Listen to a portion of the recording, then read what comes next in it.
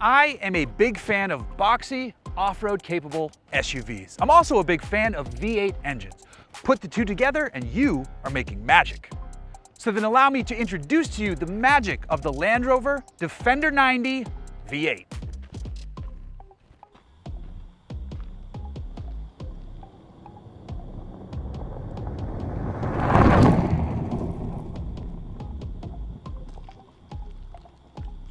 With respect to the outside, it's very similar to what we've already seen on the new Defender. Here though, you'll notice a few cues that tell you it's the V8 model. One easy thing to note is the quartet of exhaust outlets out back. There's a V8 badge on the side. And then if you peek between the spokes of these 22-inch wheels, you can see the brake calipers are painted a brilliant shade of blue. One knock I have on the exterior though is the fact that Land Rover is only serving up 3 color choices for the V8 Defenders. You have Carpathian Gray, Yulong White, or Santorini Black. That is kind of boring. Inside, it's more familiar space if you've already seen the interior of the standard D90 or 110. What I like most is the inclusion of the upgraded and larger screen for the PV Pro infotainment system. This is an 11.4-inch touchscreen display that works well and looks good. But the reason I'm most excited sits here under the hood. The 4-cylinder is fine. The inline 6 is actually pretty damn good, but come on now. This is a V8, which means it is time for V8 action. Land Rover has taken its supercharged 5-liter V8 and fitted it here, where it produces 518 horsepower and 461 pound-feet of torque. It's backed up by an 8-speed automatic and sends power out to all 4 wheels. And Land Rover says it will whip from 0 to 60 in under 5 seconds. So I already enjoy driving the Defender. I've driven the 4-cylinder, I've driven the 6-cylinder, and now I'm spending time with the V8. The 4-cylinder is good. I think the first gear, there's some clunkiness when you're doing some off-road stuff, but it's still very capable, and it's a surprisingly potent little engine. The 6-cylinder is actually great. It's a great engine. It works well with the gearbox, and I really like the inline 6 Ingenium setup on that one with the mild hybrid. The V8 though, is where it is at, my friends. Tons of horsepower, great torque, works perfectly with this 8-speed gearbox. And because this is the V8, Land Rover has added a dynamic driving mode to the terrain response system. You still get all the good off-road modes. And then speaking of off-road mode, I am in mud and ruts right now, and that gives me more ground clearance. You can raise this up. It has air suspension. In normal driving around town mode, you're at about 8.5 inches of ground clearance. When you put it in off-road, that rises to over 11 inches. It's capable. It is still capable.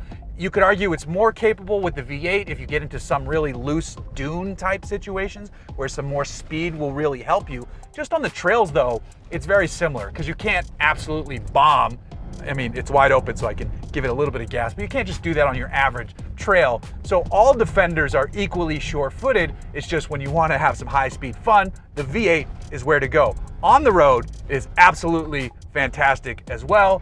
It feels great. It's got great power. Like I said, works well with the gearbox, and if you want to shift it your own, you can. You don't even need to put it into dynamic mode. I like leaving it in comfort and then just putting the gearbox in sport.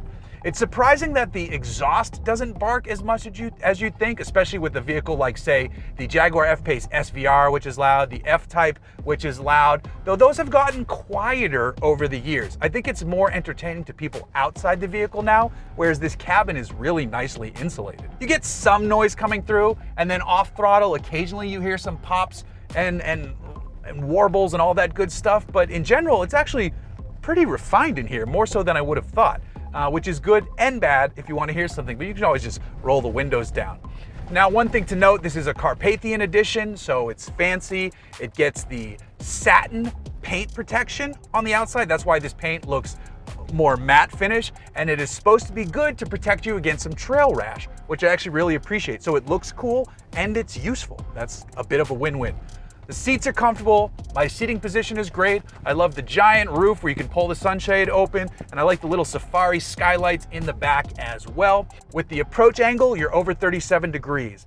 The departure angle is 40 degrees, and then the breakover is somewhere around 31 plus. So great off-road specs, and even more interesting, I believe this has one of the deepest wading depths of any production vehicle you can buy.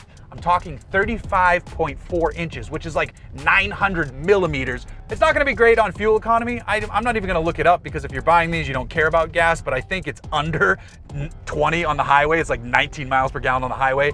And that's if you keep your foot out of it, which I would not be able to do if I owned one of these. I am happy to report though, it is everything I was hoping it would be. We've been waiting a long time to get our hands on one of these. These are here, they're starting to arrive. I'm starting to see them out and about, and I am very happy to spend a week with this thing. I just need to sell most of my stuff to find a way to buy a 110.